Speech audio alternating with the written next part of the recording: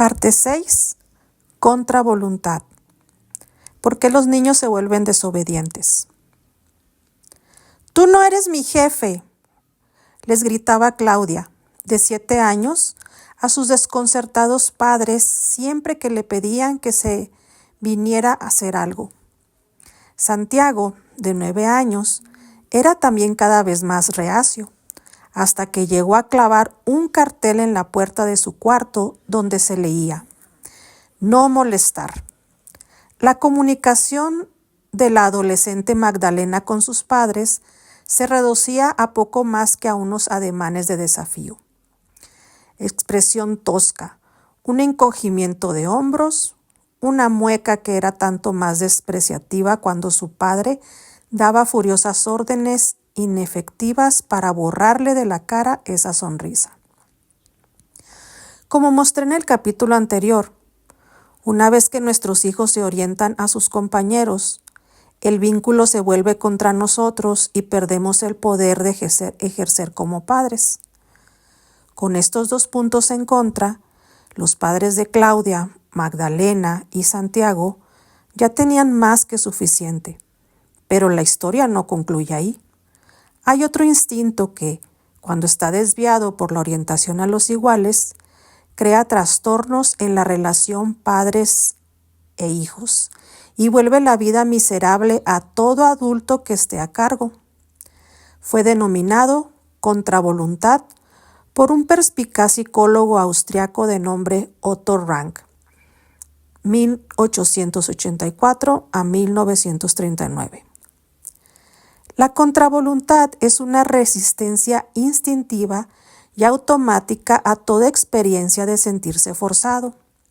Se desata cada vez que la persona se siente controlada o presionada para cumplir con una voluntad ajena. Hace su más dramática aparición en el segundo año de vida, lo que entre los anglosajones llaman The Terrible Twos, los terribles dos. Si los niños de 2 años fueran capaces de idear etiquetas así, quizá dirían que sus padres están en los terribles 30. La contravoluntad reaparece con tanta mayor furia durante el periodo de la adolescencia, pero se puede activar a cualquier edad, y muchos adultos la experimentan. En la primera parte del siglo XX, Rank ya había observado que manejar la contravoluntad era el reto más imponente de los padres. Escribía en una época en que, en general, los vínculos de los niños todavía estaban alineados con los adultos. Así que no hay nada fuera del ordinario en la contravoluntad. Pero, como explicaré en breve, ha aumentado anormalmente bajo la influencia de la orientación a los iguales. A nadie le gusta ser dominado, incluidos los niños, o mejor dicho, en especial los niños. Aunque somos conscientes de esta respuesta instintiva que sentimos, en cierta medida no nos acordamos de ella cuando tratamos con nuestros niños. Entender la contravoluntad podría ahorrarles a los padres mucha confusión y conflicto innecesarios, en particular cuando se trata de comprender las actitudes y conducta de un niño orientado hacia sus compañeros. La contravoluntad se manifiesta de 1000 maneras. Puede aparecer como el no reactivo del niño de 2 años, en el no eres mi jefe del niño mayor, como respingo cuando se le apremia, como desobediencia o como desafío. Es visible en el lenguaje corporal del adolescente. La contravoluntad se expresa también a través de la pasividad, al posponer las cosas para mañana o al hacer lo opuesto de lo que se espera que haga. Puede parecer negligencia o falta de motivación. Se puede comunicar a través de la negatividad, de la beligerancia o de la insistencia en discutir, algo que los adultos a menudo interpretan como insolencia. En muchos niños impulsados por la contravoluntad, podemos observar una fascinación por transgredir tabúes y adoptar actitudes antisociales. Independientemente de lo que parezca, la dinámica subyacente es clara. resistencia instintiva a ser forzado. La sencillez de la dinámica forma agudo contraste con la multitud y complejidad de los problemas que crea. Para los padres, maestros y para todo aquel que trate con niños, el hecho mismo de que algo sea importante para nosotros puede hacer que vuelva menos probable que los niños lo hagan. Cuanto más presionamos a nuestros hijos para que coman vegetales, aseen sus cuartos, se cepillen los dientes, hagan su tarea, sean educados o se lleven bien con sus hermanos, menos inclinados se muestran a obedecer. Cuanto más insistentemente les decimos que no coman comida chatarra, más tercos se ponen en comerla. Cada vez que me dices que coma verdura, menos ganas tengo de comerla, le decía un perceptivo adolescente de 14 años a su padre. Cuanto más claros somos en decirles que esperamos que hagan, más insisten en retarnos. Todo esto puede ser cierto en las más normales y naturales de las circunstancias. O sea, cuando los niños están bien apegados a los adultos encargados de cuidarlos. Cuando los niños no están apegados activamente a quienes son responsables de ellos, experimentarán los esfuerzos de los adultos por mantener la autoridad como querer mangonearlos. La orientación a los iguales, al desplazar los vínculos naturales del niño, agranda la resistencia fuera de toda medida. El instinto de contravoluntad puede fácilmente desmandarse y salirse de cauce. Siguiente subtítulo. La contravoluntad crece a medida que el vínculo disminuye. La resistencia humana básica a la coerción se atempera ordinariamente e incluso puede reemplazarse por el vínculo. Esto también lo sabemos por experiencia propia. Cuando estamos enamorados, no hay casi expectativa de la persona amada que nos parezca fuera de razón. Es mucho más probable que nos rebelemos ante las exigencias de alguien con quien no estamos conectados. Un niño que desee estar cerca de nosotros recibirá probablemente nuestras órdenes como una oportunidad de estar a la altura ante nosotros. Las pistas que advierte sobre cómo ser y qué hacer contribuyen a que sus padres lo vean con agrado. Cuando el niño se ha separado de esta dinámica de vinculación, la situación es diferente, en especial para aquellos que no están lo bastante maduros para saber qué es lo que quieren. Las expectativas ahora son una fuerte fuente de presión. Que a uno le digan lo que tiene que hacer es sentirse mangoneado. Obedecer es sentir como que uno ha capitulado. Si incluso adultos relativamente maduros pueden reaccionar de esta manera, no digamos ya el niño, el cual está en desarrollo. Dar una orden a un preescolar con quien no se tiene relación es invitar a que a uno lo reten, o en el mejor de los casos que sea ignorado. El niño pequeño no tiene inclinación a obedecer a alguien con quien no se sienta conectado. Simplemente no le parece que sea correcto obedecer a extraños, o sea, a aquellos que están fuera del círculo de vinculaciones. Para los adolescentes inmaduros, la dinámica es exactamente la misma, incluso si su manera de expresarla no sea, ni con mucho, tan lindamente inocente. En situaciones en que habitualmente quienes dictan órdenes son personas a las que no están apegados, la contravoluntad puede cristalizarse como la respuesta fundamental en contra del mundo de los adultos. Una adolescente de 14 años, fuertemente orientada a sus compañeros, que fue puesta en un internado porque su contravoluntad la había vuelto incontrolable, acabó siendo despedida de la escuela por la misma razón. Le pregunté por qué había cometido algunos de los atroces actos que se le imputaban. Su respuesta fue encogerse de hombros y decir desaprensivamente: porque teníamos prohibido hacerlos. Este imperativo le parecía tan evidente por sí mismo que, a su manera de ver, mi pregunta no merecía apenas ser respondida. Al preguntarles qué es lo más importante para ellos, Los niños orientados hacia sus compañeros y con mayor contravoluntad replican a menudo: que nadie nos quiera mangonear. Tan importante y grave es su contravoluntad que parecen incorregibles e imposibles de manejar para los adultos. Para los clínicos, tales niños padecen el trastorno de oposición desafiante. Sin embargo, no es la actitud de oposición, la contravoluntad, que es reprensible, sino los vínculos del niño. Estos niños solo suelen ser fieles a su instinto de desafiar a la gente con quien no se sienten conectados. Cuanto más orientado hacia sus compañeros esté un niño, más resistente serán los adultos que lo cuidan. Lo que calificamos como trastornos de conducta en diferentes niños en realidad son signos de disfunción social. El instinto de contravoluntad choca de frente con nuestras nociones acerca de cómo deben ser los niños.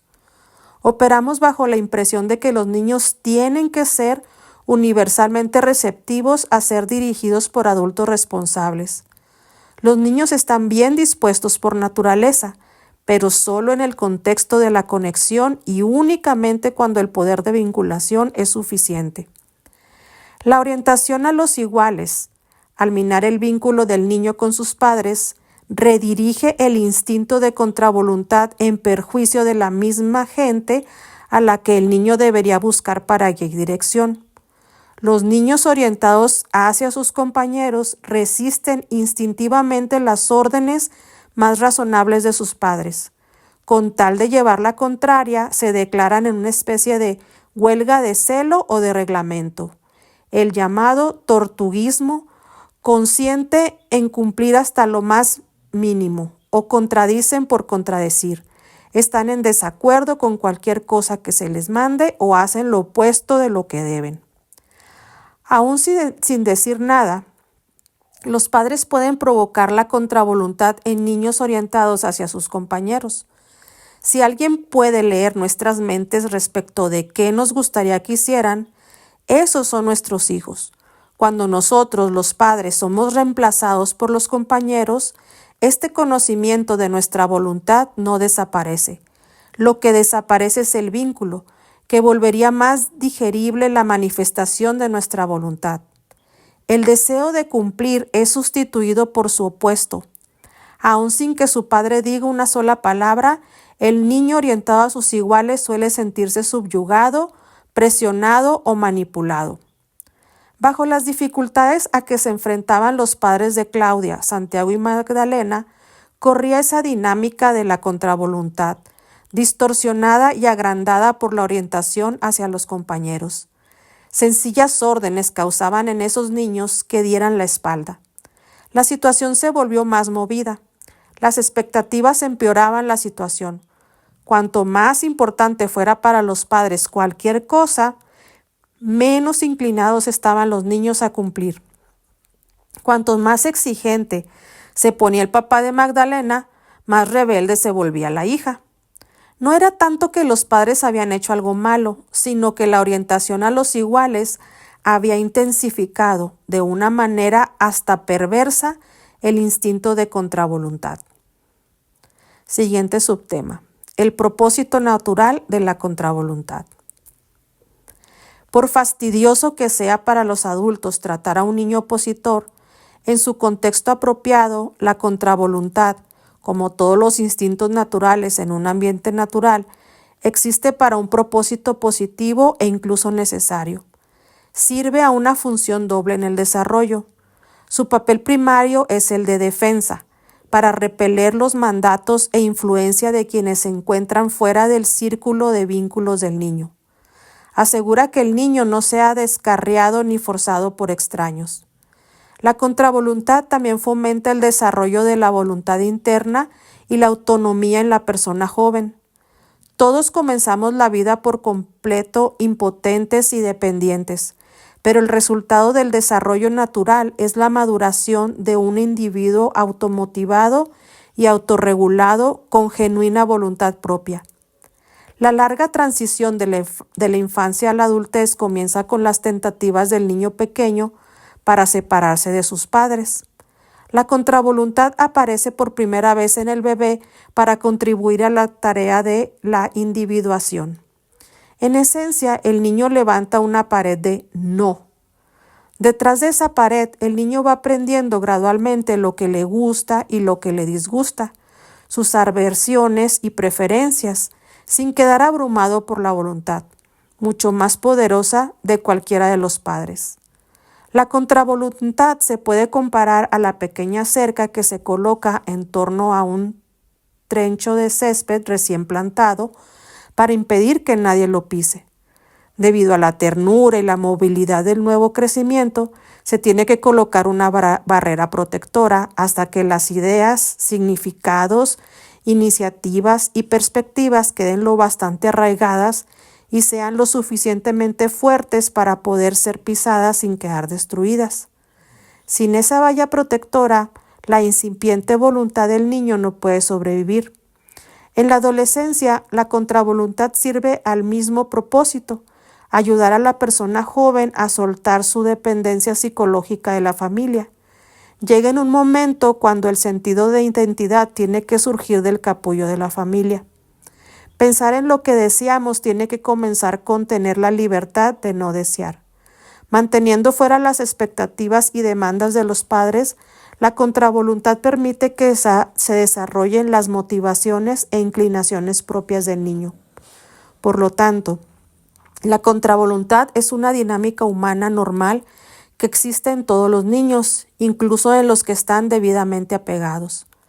Para la mayoría de los niños bien apegados, la contravoluntad es una experiencia repetida y fugaz, que dará limitadas situaciones en que la fuerza que el adulto aplica para mantener al niño en su lugar es mayor que el poder de vinculación que el adulto posee en dicha situación. Tales momentos son inevitables en la educación. Los padres sensatos e intuitivos los mantendrán al mínimo necesario para tiempos en que las circunstancias o el bienestar del niño exijan que impongan su voluntad abiertamente. De no darnos cuenta de la dinámica de la vinculación y de la contravoluntad, no nos percataremos de dónde se encuentra el umbral entre una y otra. Lo cruzamos inadvertidamente, incluso cuando no hay motivo para hacerlo. Podemos creer, por ejemplo, que nuestro hijo es testarudo o caprichoso y que hemos de acabar con sus actitudes desafiantes. Por lo tanto, no se puede realmente considerar que los niños pequeños tengan voluntad si por esta se entiende la capacidad de un individuo para saber qué es lo que quiere y cumplir con sus metas a pesar de los contratiempos y distracciones. Pero mi bebé tiene fuerza de voluntad, insisten muchos padres. Cuando se empeña en tener algo, sigue en ello hasta que no tenga más remedio que decir basta o enfadarme. En realidad, lo que se describe aquí no es voluntad, sino un aferramiento rígido y obsesivo a tal o cual deseo. Una obsesión puede parecer voluntad, debido a su persistencia, pero no tiene nada en común con ella. Su poder proviene del inconsciente y gobierna al individuo, mientras que una persona con una verdadera voluntad es dueña de sus intenciones. La oposición del niño no es una expresión de voluntad. Lo que más bien denota es ausencia de voluntad, que hace que una persona solo reaccione, pero no que actúe a través de un proceso libre y consciente de elecciones. Es común confundir la contravoluntad del niño con fuerza, o sea, como un intento con todo propósito para salirse con la suya. Lo que es fuerte es la reacción defensiva, no el niño. Cuanto más débil la voluntad, tanto más potente la contravoluntad. Si realmente el niño fuese fuerte por sí mismo, no se sentiría tan amenazado por sus padres. No es el niño quien empuja, sino quien se siente empujado. Su descaro no proviene de independencia genuina, sino de falta de ella. La contravoluntad le ocurre al niño, en vez de ser instigada por él. Puede tomar al niño tan por sorpresa como a los padres y es en realidad la manifestación de un principio universal. A cada fuerza le corresponde una fuerza en sentido contrario. Vemos la misma ley en física donde, por ejemplo, por cada fuerza centrípeta hay una fuerza centrífuga. Dado que la contravoluntad es una contrafuerza, la invitamos a que aparezca cada vez que nuestro deseo de imponer algo a nuestro hijo supera su deseo de conectarse con nosotros. La mejor oportunidad en que los niños experimentan la contravoluntad es cuando ésta surge no como una oposición automática, sino como un saludable impulso hacia la independencia. El niño se opondrá a que lo ayuden porque quiere hacer las cosas por sí mismo. Se resistirá a que le digan cómo hacer algo porque quiere hallar por su cuenta el modo, descubrir su mente, encontrar su propio impulso e iniciativa. Resistirá a los debes que le repiten los padres para así descubrir sus propias preferencias. Pero como explicaré, el cambio hacia la independencia genuina puede ocurrir solo cuando un niño está por completo seguro en su vinculación con los adultos que están en su vida. Véase capítulo 9, entre paréntesis. Un niño de 5 años que esté bien establecido en su relación con los padres puede reaccionar a una frase evidente como «el cielo es azul», replicando porfiadamente que no lo es. A los padres les parecerá que lo hace por contrariar descaradamente o que intenta complicar las cosas. En realidad, el cerebro del niño simplemente bloquea las ideas o pensamientos que no se han originado dentro de él. Se resiste a todo lo ajeno para dar lugar a que puedan expresarse sus propias ideas. El contenido final muy probablemente será el mismo. El cielo es azul, pero cuando quien lo dice es uno mismo. Lo que cuenta es la originalidad. Cuando la contravoluntad sirve a la búsqueda de la autonomía, funciona como un sistema inmune psicológico, reaccionando defensivamente a todo lo que no se origina dentro del niño. Mientras los padres dejen espacio para que el niño se convierta en persona propia y alimente su necesidad tanto de autonomía como de vínculos, ocurrirá un proceso evolutivo. Es incluso posible que esta contravoluntad no sea fácil de manejar, como apuntó Otto Rank, pero no es algo generalizado, en el sentido de que no distorsiona gran parte del trato del niño con nosotros, y sin duda está ahí por un buen propósito. Sirve a la definitiva agenda evolutiva de llegar a una madura independencia. Si el desarrollo se despliega óptimamente y el niño avanza hacia convertirse en persona propia, la necesidad de vínculos decrece. A medida que lo hace, el niño en maduración será aún más sensible a la coerción y aceptará todavía menos que lo mangonen. El niño se sentirá menospreciado cuando se ha tratado como si no tuviera sus propios pensamientos y opiniones, límites, valores y metas, decisiones y aspiraciones. Se opondrá obstinadamente a que no se le reconozca como persona aparte. Otra vez, esto es algo bueno.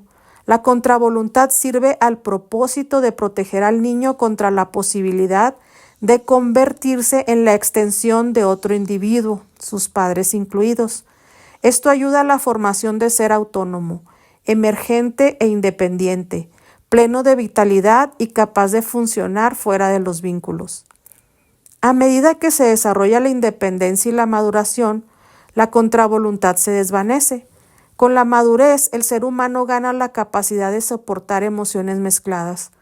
Puede estar al mismo tiempo en estados mentales conflictivos, querer ser independiente pero a la vez estar decidido a preservar la relación de vinculación. Al final, una persona verdaderamente madura, con una voluntad propia genuina, no demostrará una oposición automática a la voluntad de otro. Puede darse el lujo de hacerle caso cuando sea necesario o ignorarlo cuando tenga sentido. Subtema: la falsa independencia del niño orientado hacia sus compañeros. Como siempre, la orientación hacia los compañeros es un estorbo en el desarrollo natural. Lejos de servir a la autonomía, la contravoluntad apoya solo el propósito más primitivo de impedir que el niño sea manipulado por aquellas personas cuya cercanía no desea. Para el niño orientado hacia sus compañeros, estas personas somos nosotros, sus padres y maestros. En vez de preparar el camino hacia la independencia genuina, la contravoluntad protege la dependencia a los iguales. Y aquí se encuentra una trascendental ironía. Una dinámica que originalmente facilitaba el funcionamiento independiente llega, por influencia de la orientación a los iguales, a destruir la misma base de la independencia, la saludable relación del niño con sus padres.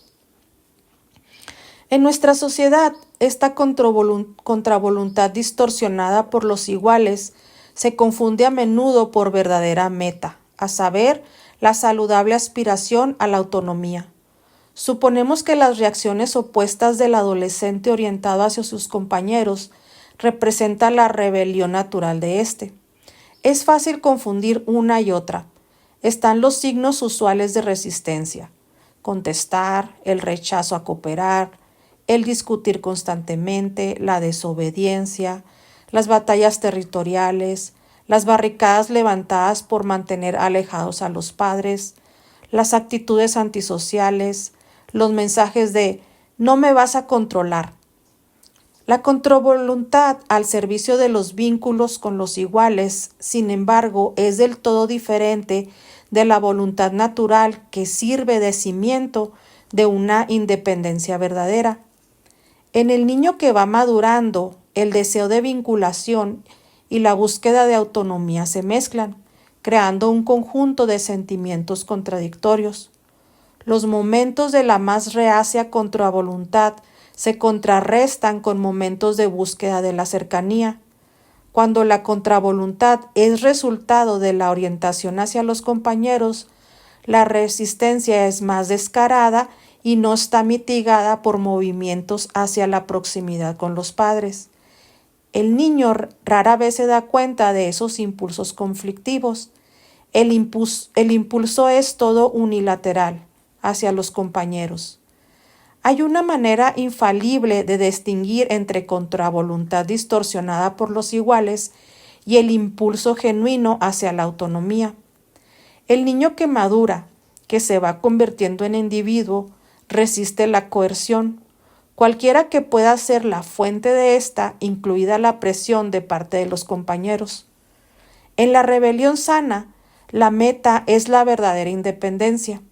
No se busca la liberación del sometimiento a una persona solo para sucumbir a la influencia y voluntad de otra. Cuando la contravoluntad es el resultado de vínculos distorsionados, la libertad que el niño disfruta no es la libertad de ser su verdadero ser, sino la oportunidad de conformarse a sus iguales. Para lograrlo, suprimirá sus propios sentimientos y camuflará sus propias opiniones si difieren de las de sus compañeros. Estamos diciendo que quizá no sea natural, por ejemplo, que un adolescente quiera estar con sus amigos bien tarde en la noche. No, ese chico o chica quiere estar con sus amigos no porque se sienta movido por la orientación a ellos, sino sencillamente porque le gusta hacerlo. El meollo de la cuestión es, ¿está dispuesto a discutir el asunto con sus padres? ¿Es respetuoso del punto de vista de ellos? ¿Es capaz de decir no a sus camaradas cuando tienen otras responsabilidades u ocurren sucesos familiares o cuando simplemente prefiera estar solo? El adolescente orientado hacia sus compañeros no soportará que se le interponga ningún impedimento y experimentará honda frustración cuando su necesidad de contacto con sus iguales falle. Es incapaz de imponerse frente a los deseos de sus compañeros y, en la misma proporción, resentirá y se opondrá con la misma fuerza a los deseos de sus padres. Los adultos que suelen considerar esta forma primitiva y pervertida de contravoluntad como autoafirmación saludable del adolescente pueden desistir prematuramente de su papel de padres. Si parece necesario proporcionar a los padres el espacio de ser ellos mismos y de aprender de sus propios errores, muchos padres simplemente arrojan la toalla. Desesperados y frustrados, con frecuencia sin previo aviso y sin más ceremonia, se dan por vencidos. Sin embargo, desistir prematuramente es abandonar sin darse cuenta a un hijo que todavía nos necesita mucho, aunque no se dé cuenta de ello. Si viéramos a esos adolescentes orientados hacia sus compañeros como los seres dependientes que realmente son y nos diéramos cuenta de cuánto necesitan de nuestro apoyo, estaríamos determinados a reconquistar nuestro poder de padres. Deberíamos seducir a esos niños para que se apartaran de sus compañeros. Subtema: el mito del niño omnipotente. Otro error es interpretar la oposición del niño como juego de poderes o como un afán de dárselas de omnipotente. Es comprensible, cuando sentimos una falta de poder en nosotros, que supongamos que el niño se ha empeñado en ser poderoso. Si yo no tengo el control, es porque el niño es el que controla. Si no tengo poder, es porque él es quien manda. Si no estoy en el asiento del conductor, es porque es el niño quien ocupa ese asiento. En vez de asumir la responsabilidad de nuestro sentido de debilidad, vemos al niño como alguien que aspira al control. En el caso extremo, incluso los bebés pueden parecernos que tienen todo el poder, para controlar nuestro horario, para sabotear nuestros planes, para robarnos el sueño, para mandar en el gallinero. El problema de ver a los niños como detentadores de poder es que perdemos de vista lo mucho que realmente nos necesitan. Incluso cuando un niño trata de controlarlos, lo hace por necesidad y por una dependencia de nosotros para que las cosas logren funcionar. Si fuera realmente poderoso, no requeriría de nosotros para hacer lo que se les antojara. Frente a un niño percibido como demandante, algunos padres se ponen a la defensiva y tratan de protegerse a sí mismos. Como adultos, reaccionamos a los sentimientos de vernos constreñidos igual como lo hacen los niños, rebelándonos, oponiéndonos y contradiciendo. Se provoca nuestra propia contravoluntad, lo cual conduce a una lucha de poder con nuestros hijos que se vuelve más una batalla de contravoluntades que una pugna de voluntades. Lo triste de esto es que el niño pierde a los padres, a los que necesita desesperadamente. Nuestra resistencia no hace sino multiplicar las demandas del niño y desgasta la relación de vinculación que es nuestra mejor y única esperanza. Interpretar la contravoluntad como una demostración de fuerza dispara y justifica el uso de la fuerza psicológica. Oponemos fuerza con igual fuerza. Nuestra conducta se infla, levantamos la voz y nos imponemos con cualquier medio que esté a nuestro alcance. Cuanta mayor es la fuerza que imponemos, tanta mayor contravoluntad provocará nuestra reacción. Si nuestra reacción desencadena angustia, que sirve de alarma psicológica del niño para señalar que un vínculo importante está amenazado. La conservación de la cercanía se convertirá en su meta primordial. El niño atemorizado se apresurará a reparar la situación y a complacernos. Podemos creer que hemos alcanzado nuestra meta de buena conducta, pero tal capitulación no es sin costo. La relación se debilitará por inseguridad causada por nuestro enojo y nuestras amenazas. Cuanta mayor fuerza usemos, mayor desgaste habrá en nuestra relación. Cuanto más débil se vuelva nuestra relación, más probabilidad tenemos de ser sustituidos en el futuro por los compañeros. No solo la orientación a los iguales es una causa importante de contravoluntad, sino que nuestras reacciones a la contravoluntad pueden dar origen a la orientación a los iguales. Subtema: ¿por qué fuerza y manipulación son contraproducentes? Cuando notamos que no tenemos suficiente fuerza para la tarea que debemos realizar, sea mover una piedra o mover a un niño, lo instintivo es buscar un apalancamiento, un refuerzo o respaldo. Los esfuerzos de los padres por obtener ese apalancamiento de ordinario adoptan dos formas: soborno o coerción. Si una simple orden como pon la mesa no funciona, podemos añadir con incentivo, por ejemplo, si pones la mesa te daré tu postre favorito. O si no basta con recordarle al niño que haga la tarea, podemos amenazar con retirarle alguna prerrogativa. O podemos ahora añadir un coercitivo, ahora asumir una actitud más autoritaria. La búsqueda de apalancamiento no acaba nunca. Sanciones, recompensas, supresión de privilegios o prohibir tiempo de computadora, de jugar o de dinero, separación de los padres o separación de los amigos, limitación o abolición de tiempo de televisión, permisos para usar el coche, etcétera, etcétera. No es raro escuchar a alguien quejarse de que no le quedan ideas sobre qué más le puede quitar al niño. A medida que nuestro poder de ejercer como padres disminuye, nuestra preocupación por el apalancamiento aumenta. Los eufemismos abundan. Los sobornos son llamados, según los casos, recompensas, incentivos, reforzamiento positivo. Las amenazas y castigos son rebautizados como avisos, consecuencias naturales y reforzamientos negativos. La aplicación de fuerzas psicológicas se suele dominar, modificar la conducta o enseñar una lección. Estos eufemismos enmascaran intentos de motivar al niño mediante presión externa al considerar su motivación interna insuficiente. El vínculo es natural y surge de adentro. El apalancamiento es artificial y se impone desde afuera. En cualquier otro campo veríamos el uso de apalancamiento como manipulación. En el oficio de padres, tales medios de hacer que un niño siga nuestra voluntad son considerados por muchos como normales y apropiados.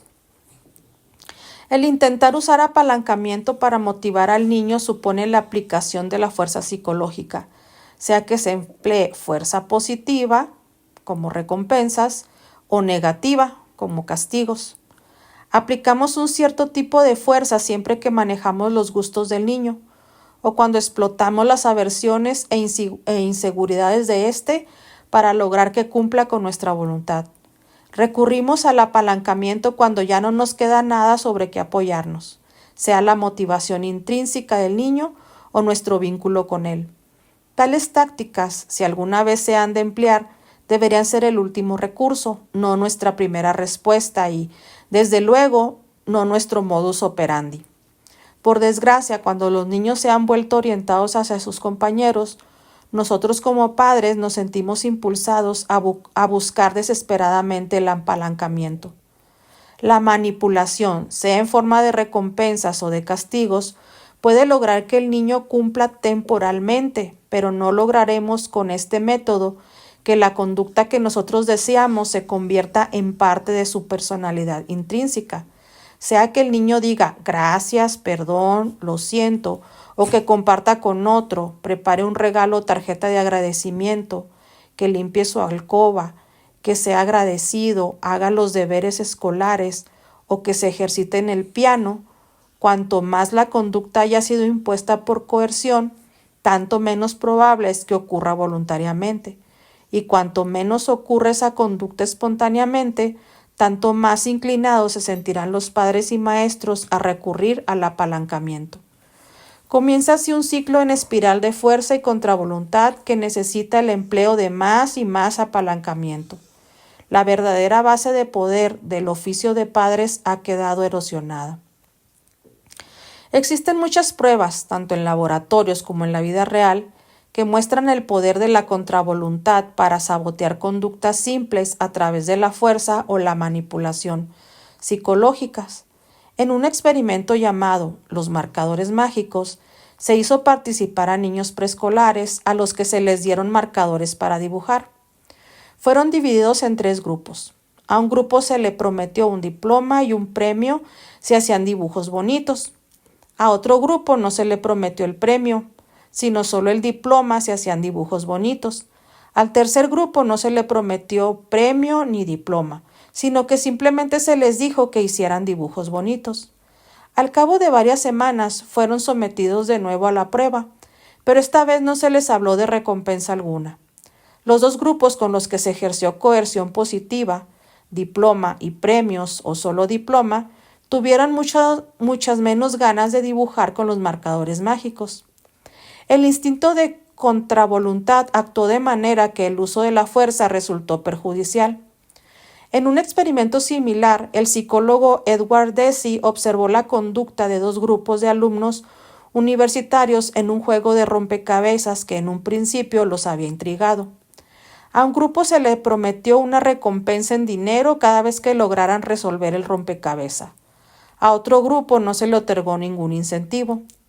Cuando ya no hubo pagos, el grupo que había recibido los pagos anteriormente abandonó el juego, mientras el grupo que no había recibido dinero desde un principio siguió jugando. Las recompensas pueden aumentar la probabilidad de los comportamientos, escribe el Dr. Deci, pero solo mientras se otorguen las recompensas. Sin embargo, no hay juego. Es fácil malinterpretar la contravoluntad manifestada por un niño, considerándola un afán de poder. Quizá nunca lleguemos a estar en control pleno de nuestras circunstancias, pero educar a los niños y un día tras otro hacer frente a su contravoluntad es dejar patente nuestra impotencia constante. En la sociedad actual no es ni sorprendente ni fuera de lo usual que los padres se sientan tiranizados e impotentes. Dado el sentido de impotencia que experimentamos cuando los vínculos niño-adulto no son los bastante fuertes, comenzamos a ver a nuestros niños como manipuladores, controladores e incluso poderosos. Tenemos que ir más allá de los síntomas. Si todo lo que percibimos es la resistencia o la insolencia, responderemos con enfados, frustración y fuerza. Hemos de ver que el niño no hace más que reaccionar instintivamente siempre que siente que lo mangonean. Más allá de la contravoluntad, tenemos que captar que existe un vínculo debilitado. El desafío no es la esencia del problema, sino que la causa fundamental estriba en la orientación hacia los compañeros, la cual hace que la contravoluntad se convierta en una fuerza hostil a los adultos, desvirtuando su propósito natural. Como estudiaremos en la parte 4, la mejor respuesta a la contravoluntad de un niño es una más fuerte relación padres-hijos y una menor confianza en la imposición de la fuerza. Para el próximo video vamos a ver la parte 7, que se llama la orientalización de la cultura. Gracias por escuchar y por apoyarme.